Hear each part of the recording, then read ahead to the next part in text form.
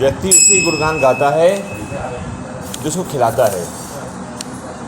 ईश्वर हो या मनुष्य हो, कोई भी हो, वो उसी के गुणगान गाएगा जिसने उसको अन्न खिलाया है।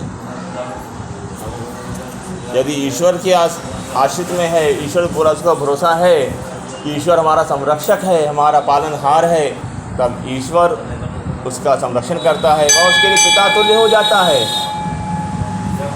और यदि ईश्वर के स्थान पे किसी मनुष्य पे भरोसा होता है तो मनुष्य ही उसका पिता कहलाता है। इस प्रकार से देव ऋषि नारद उपदेश करते हैं कि अन्न दान करने वाले से बड़ा कोई दानी नहीं है। नारद कहते हैं, वैशाख सर्वधर्मेभ्य तपोधर्मेभ्य एव च। समस्त धर्मों में श्रेष्ठ वैशाख के नियम है। तपस्या से श्रेष्ठ है वैशाख का धर्म।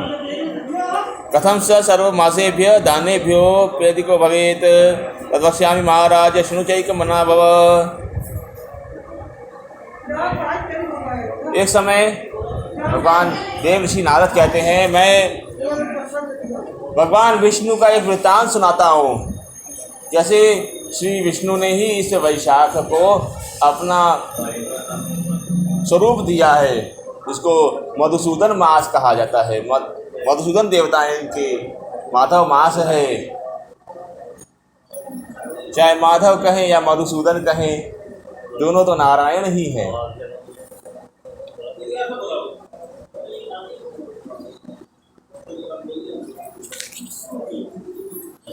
इस समय भगवान विष्णु से माता लक्ष्मी ने पूछा कि आपको सबसे अधिक प्रिय कौन से धर्म है, आप किन नियमों को अधिक श्रेयस्कर मानते हैं।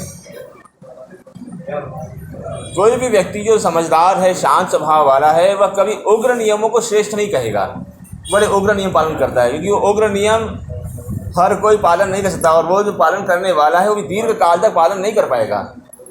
जो सौम्य नियमों का पालन करने वाले हैं वे ही श्रेयस्कर होते हैं।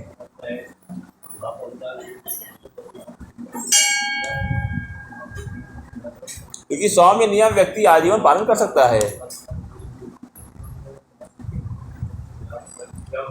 हिमालय में तपस्या करना कठोर नियम है, परंतु जल दान करना ये सौम्य नियम है। प्यासा रहना कि हम आजीवन कभी जल नहीं पिएंगे, या महीने भर का नियम करना कि हम महीने भर जल नहीं पिएंगे, ये कठोर नियम है। और हम जल दान करेंगे, हम लोगों को पानी पिलाएंगे, ये सौम्य नियम है। जब कोई प्यासा मिल गया उसको पानी पिला दिया, ये सौम्य नियम है। इस सौम्य नियम का वहन हो सकता है, पर महीने भर प्यासा रहने का नियम कर लेंगे तो व्यक्ति प्यासा रह ही नहीं पाएगा। बार बार सोचे पानी कब मिलेगा, कैसे जिएंगे। बिना पानी के निर्जला एकादशी लोग करते हैं, पानी तड़पते हैं। निर्जला एकादशी का व्रत तो कर लिया, पर बार बार अपने को पानी छिड़कते रहते हैं, नहाते रहते हैं, और कोई ना कोई उपाय करते रहता कि पानी अंदर जाए। निर्जला होता कहाँ है, वहाँ तो पानी का ही चिंतन चलता है। प्रतीक्षा करते कब सूर्योदय होगा, कब हम पानी पिएंगे, ये कठोर नियम है। इनके बदले जलदान का नियम श्रेष्ठ है।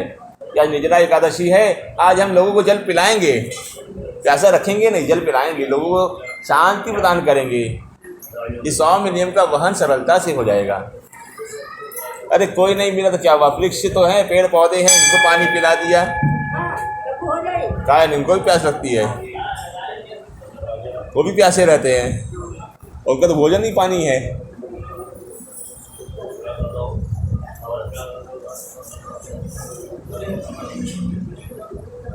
जी भगवान कहते हैं, मैं तो वैशाख के नियम को ही श्रेष्ठ मानता हूँ, क्योंकि सौम्य नियम है ये। पानी पिलाना, पंखा करना, भोजन करा देना, ये सौम्य तपस्याएं हैं, और ये सौम्य तपस्या ही सिद्ध होती है। नरसिंह पुराण के अंदर एक ब्रह्मचारी की कथा आती है। बड़ी उग्र तपस्या करने गया था बाल्यावस्था में ही। एक समय वह एक नदी के तट पे स्नान कर रहा था मध्याह्न काल की संध्या के लिए। उसने अपने वस्त्रों को धोकर के जमीन पे सुखाया। दो पक्षी आए और उसके वस्त्र को उड़ा कर ले गए। अब उसकी तपस्या सिद्ध हो गई थी, उसे कुछ सिद्धियां मिल गई, उसने इशारे मात्र से पक्षियों को भस्म कर दिया। पक्षी जल के भस्म हो गए, उसका कपड़ा वापस आ गया। अब वो भिक्षा मांगने के लिए गांव में गया। सबसे पहले ब्राह्मण परिवार में गया। जब ब्राह्मण परिवार में गया तो ब्राह्मणी जो थी अपने पति की सेवा कर रही थी, पति की सेवा में लगी हुई थी। उसका नियम था कि कुछ भी हो जाए सबसे पहले पति सेवा, पति तृप्त हो जाएगा उसके बाद कुछ और कार्य करना है। और घर पे अतिथि आया था, यह देख करके उसने कहा महाराज रुकिए अभी हम आती हैं। अब पति इजाज़त न दे जाने की, रुक जाओ पहले हमारी सेवा पूरी करो। तब वह ब्रह्मचारी कहता है आती हो कि मैं जाऊं? तब ब्राह्मणी कहती है मैं पक्षी नहीं हूँ उसको भस्म कर दोगे, तुम्हारे शाप का डर हमको नहीं है। अब वो ब्रह्मचारी घबरा गया, मैंने तो निर्जन वन के अंदर जंगल के अंदर जहाँ कोई देखने वाला नहीं था वहाँ मैंने पक्षियों को भस्म किया था, ये गांव के अंदर रहने वाली साधारण सी ब्राह्मण पत्नी को कैसे पता लग गया कि मैंने पक्षियों को जलाया है? उनको शाप दे के भस्म कर दिया। इस सौम्य तपस्या का फल है। कठोर तपस्या से व्यक्ति में उग्रता आती है, कठोर हो जाता है, भगवत भक्त नहीं बनता, वो समाज के लिए हितकारी नहीं होता। सौम्य तपस्या करने वाला ये समाज के लिए हितकारी होता है, ये भगवान को अति प्रिय होते हैं।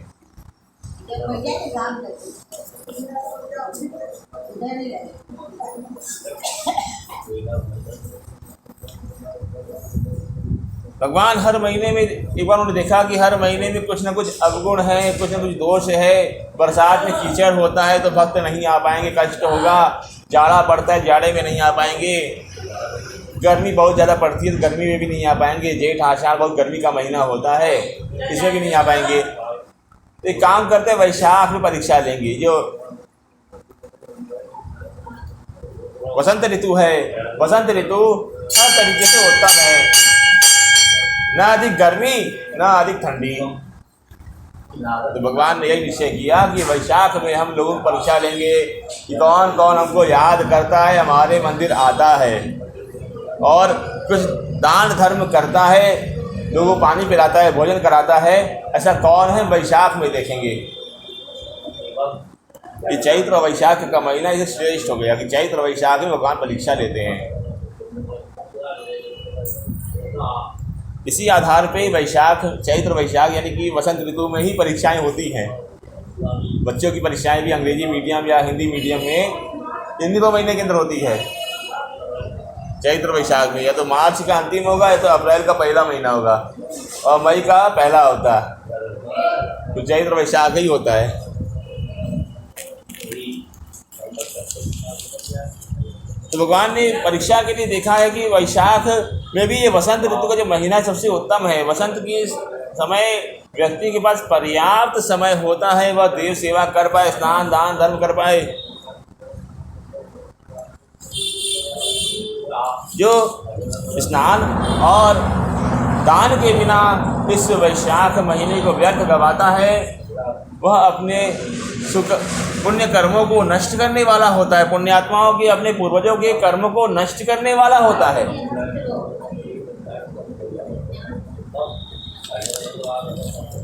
नारद कहते हैं वैशाखे अध्वशमार्तानां प्रशार्तानां महीपते जलदानम कुर्वाण स्थिर्योनिम अपनुयात् अत्रि उदाहरन्ति मम इतिहासं पुरातनं विप्रस्य अग्रे गोधायाः संवादं परमावृतम्। देखिए, दया और धर्म में बहुत बड़ा अंतर है। दया और दान दोनों एक चीज नहीं है। दान हमेशा अपने से श्रेष्ठ व्यक्ति को होगा। हम माता पिता पे दया नहीं कर सकते कि माता पिता पे दया करें, हम उस लायक नहीं हैं। श्रेष्ठ ब्राह्मण पे दया करें ऐसा नहीं है। उनको वो दान के अधिकारी सेवा के अधिकारी हैं। उत्तम वैदिक ब्राह्मण को बुलाया, उसका सत्कार करना है, उसको भोजन कराया, उसको जलदान कराया, वो दान है। अब कोई बेचारा घर भीख मांगने वाला जिसको खाने पीने को नहीं है उसको घर में बुलाया, वो दया है, वो दान नहीं है। करना दोनों है पर दोनों का प्रकार अलग अलग होता है। हम किसी को दान देते हैं तो उसको सम्मान सहित बुलाते हैं। किसी अधिकारी को घर में बुलाएंगे क्योंकि उसको दया करेंगे, तो दया का अधिकारी गुस्सा आ जाएगा, हम पे दया कर रहा है ये, हम तो अधिकारी व्यक्ति हैं, हम तो पुलिस वाले हैं, हम तो फलाने न्यायाधीश है, ये अधिकारी व्यक्ति हैं, उसके ऊपर दया करे क्रोधित हो जाएगा। वो दान का अधिकारी होता है। ऐसे ही उत्तम वैदिक ब्राह्मण ये दान के अधिकारी होते हैं। और जिसे कुछ नहीं आता, जो किसी लायक नहीं है, वो दया का अधिकारी है। करना दोनों है, परंतु अंतर समझ करके। अब जिसे कुछ नहीं आता, खाने को नहीं है, आप उसको जमीन पर बिठा दीजिए, वो वहाँ जमीन पर खाना खा लेगा, वो सत्कार की अपेक्षा नहीं करता। परंतु जो विद्वान है, जो समझदार है, जो बुद्धि है, आप उसको जमीन पर बिठाएंगे तो गुस्सा आ जाएगा। यही हमारी योग्यता इसकी समझी है। वो क्रोधित होकर शाप दे के जाएगा। दान और दया में अंतर है। हम जिसको भोजन करा रहे हैं उसकी पहले समझना चाहिए दया का अधिकारी कि दान का अधिकारी है। यदि दान का अधिकारी, दान वाली परंपरा का, दान वाली जो प्रथा है उसका पालन करना चाहिए। और यदि दया का अधिकारी है तो दया की प्रथा का पालन करना चाहिए। अब कोई भूखा प्यासा है, उसको कुछ पैसा देना है कि चलो खाने को नहीं पैसा देंगे, तो पहले परीक्षण करें, दान का अधिकारी दया का अधिकारी है। हम पैसा देंगे, कहीं शराब तो नहीं पिएगा, नशा तो नहीं करेगा इसका,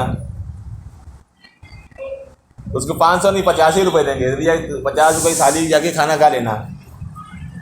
और दान का अधिकारी है, नहीं हमारे धन का सही उपयोग करेगा, जानते हैं ये धन का गलत उपयोग करेगा नहीं, महीने भर का राशन लेकर के आएगा तो हम उसको 1500 रुपये देंगे, जाओ 1500 रुपये तो अपने महीने भर का खर्चा चलाओ। ये दान और दया में अंतर है। दया सीमित होती है और दान असीमित है। दया करते वक्त व्यक्ति में देखना चाहिए कि वो किस लायक है, दान में पात्रता देखनी चाहिए। हम भिखारी को दान का अधिकारी नहीं कह सकते, भिखारी दया का अधिकारी है।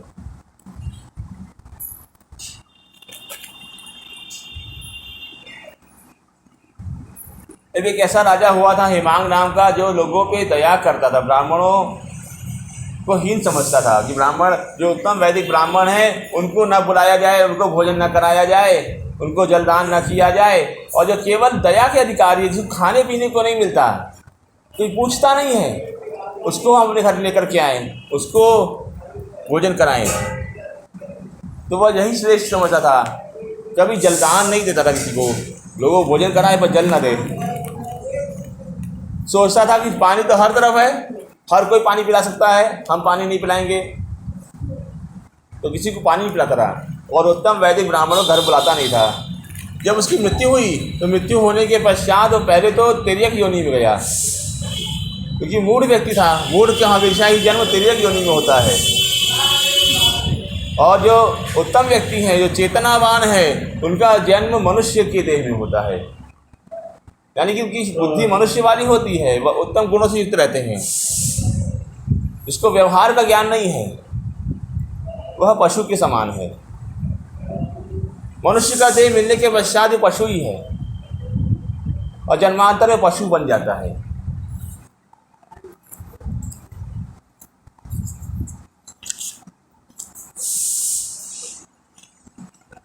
अब अपने कुकर्म के कारण से पहले कई जन्मों तक वह कुत्ता बना, गिद्ध बना, 7 जन्मों तक कुत्ता बन के रहा। एक जन्म के लिए गिद्ध बना और फिर क्योंकि पानी नहीं पिलाया था किसी को, इसे 3 जन्मों तक चातक बन के पैदा हुआ। इस प्रकार से उसके 11 जन्म बीते थे। अब 12वें जन्म में वह छिपकली बन के पैदा हुआ। विदेह जनकपुरी के राजा बहुलाश्व के घर में, श्रुतकीर्ति के घर में वह पैदा हुआ था। छिपकली बन के वह रह रहा था। अब राजा धर्मात्मा विदेह जनक, विदेह की परंपरा ही धर्मात्माओं की है। इस परंपरा की विशेषता यह है कि यहाँ पे हर किसी का नाम जनक और विदेह होता है। अपने अपने निज नाम तो होते ही होते हैं। निज नाम के अलावा इनका एक सामान्य नाम पूरी परंपरा में होता है जनक। माता सीता के पिता भी जनक, उनके भाई भी जनक, और जनक परंपरा में जो भी पैदा होगा वो सब जनक होगा। कन्याएं सब जानकी होंगी। श्री माता सीता का एक नाम जानकी है। विदेह की कन्या होने से वैदेही, तो हर पुरुष जो वहाँ पैदा होता है उस परंपरा में उनका नाम विदेह और जनक जरूर होता है।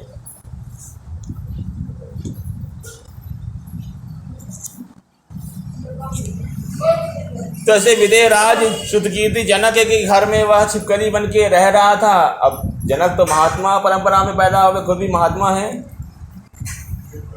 एक समय श्रुतदेव नाम के ब्राह्मण उनके घर पे आतिथ्य स्वीकार करने गए।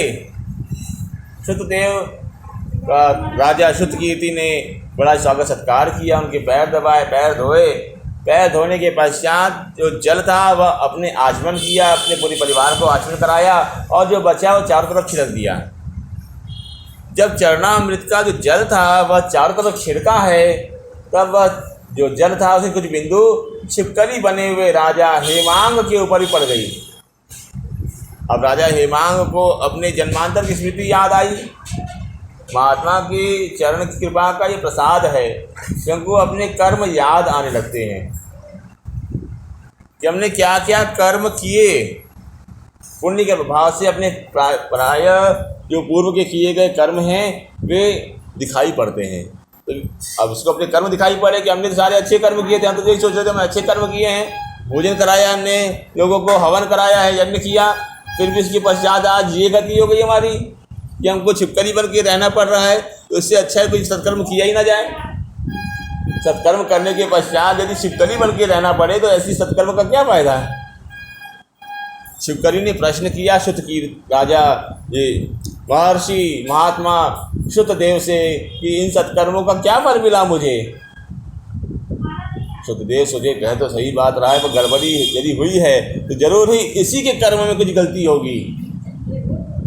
वाल्मीकि रामायण के अंदर महाराज दशरथ जब अश्वमेध यज्ञ करने के लिए तत्पर होते हैं तब अपने सारे सैनिकों और मंत्रियों को आदेश करते, देखो कर्म में कोई गलती नहीं होनी चाहिए।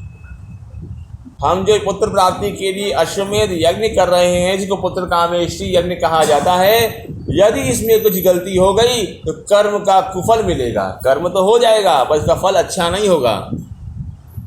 जो ब्रह्म राक्षस हैं, दुष्प्रवृत्ति वाले हैं, वे सत्कर्म में यज्ञ आदि में कर्म गलती को देखते हैं, कौन सी गलती करने जा रहा है, इस कर्म में क्या गलती हो रही है, वो खोजते हैं गलती और कर्म को नष्ट कर देते हैं। अब यह विचार इस राजा हेमांग ने किया नहीं, इसके फलस्वरूप यह छिपकली बन के पैदा हो गया। महात्मा श्रुतदेव ने अपने दिव्य दृष्टि से जान लिया। श्रुतदेव कहते हैं तुमने हवन तो किया मगर अग्नि में नहीं किया, तुमने राख में हवन किया है। लोग अग्नि को बुलाते हैं, काष्ठ जलाते हैं, उसमें आहुति देते हैं, तुमने तो हवन किया था मगर राख में किया, ऐसे उस हवन का कोई भाग देवताओं को प्राप्त नहीं हुआ और वस्तु व्यर्थ हो गई। तुमने ब्राह्मणों का सत्कार तो किया मगर जिनको कुछ आता ही नहीं था तुमने उनका सत्कार किया। अरे कभी गायत्री नहीं जपा, कोई मंत्र नहीं आता, तुमने उसको बुला के भोजन कराया, तुमने उनका सत्कार किया, तो भला तुमको आशीर्वाद क्या देंगे, वो तो खुद ही नरक में चले गए। तुमने पाप मोचन के लिए उनको बुलाया जिनके खुद पे सिर के ऊपर पाप का भार चढ़ा हुआ था।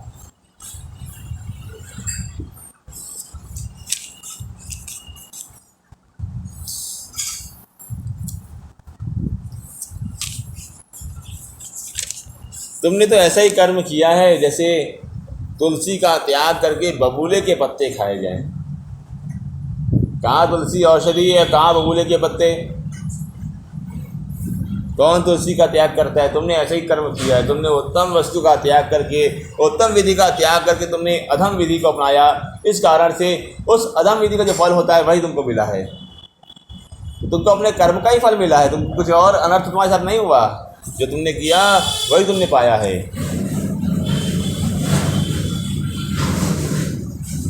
आज राजा जनक के सत्कर्म के प्रभाव से तुमको जन्मांतर की स्मृति प्राप्त हुई है और उन्हीं के पुण्य के कारण से तुमको यह संवाद मुझसे प्राप्त हो रहा है। ऐसा श्रुतदेव कहते हैं। क्योंकि सत्संग का प्रभाव होता है, सब व्यक्ति जिसका संग करेगा उसके कुछ गुण अपने अंदर आते हैं और अपना पापक्षय होता है। कुसंग करेगा तो पाप की वृद्धि होगी।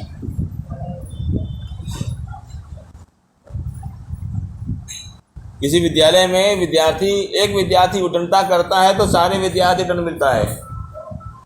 विद्यार्थी सब मिल जाते हैं कि हम नहीं बताएंगे, हमारा मित्र है, तो उस एक के चक्कर में सबको डांट खानी पड़ती है, सबको सजा भोगनी पड़ती है।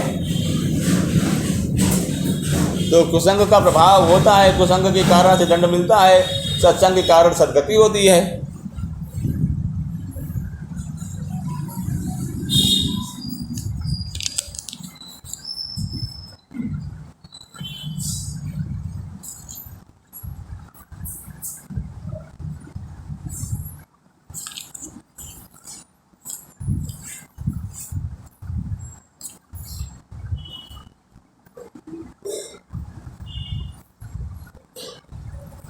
अब श्रुतदेव को दया आई।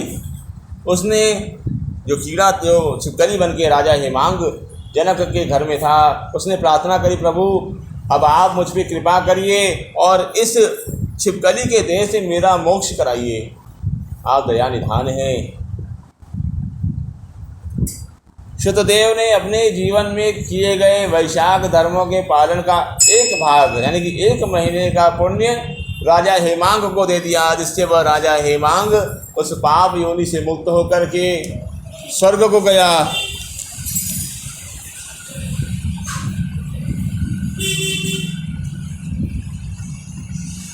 जब पुनः सृष्टि काल आरंभ हुआ तब वह इक्ष्वाकु वंश में ककुद्म नाम के राजा के रूप में उसने जन्म प्राप्त किया। बड़ा धर्मिष्ठ हुआ, उसके कारण से उसके परिवार के लोग काकुस्थ के नाम से जाने जाते हैं। भगवान श्री राम का नाम काकुस्थ है क्योंकि ककुद्मी के घर में पैदा हुए थे, ककुद्मी के वंशज थे। नारद कहते हैं, देखो जी, जो आख्यान सुनता है हेमांग के मोक्ष का, उसको बुद्धि की प्राप्ति होती है। बुद्धि प्राप्ति होगी, पता रहे कि क्या करना है क्या नहीं करना, दया किस पे करनी है, दान किसको देना है। दया जिस पे करनी है, जो दया कहलाए दया करे, जो दान कहलाए जिसको दान करे। मिश्रण नहीं करना चाहिए। इसका अनुष्ठान करने से व्यक्ति भगवान के परम धाम को प्राप्त होता है। ये मोक्ष को देने वाला और परमानंद को देने वाला वैशाख महात्म्य है। अब आगे जो कथाएं हुई हैं उनका प्रसंग आगे क्यों होगा। श्री कृष्ण।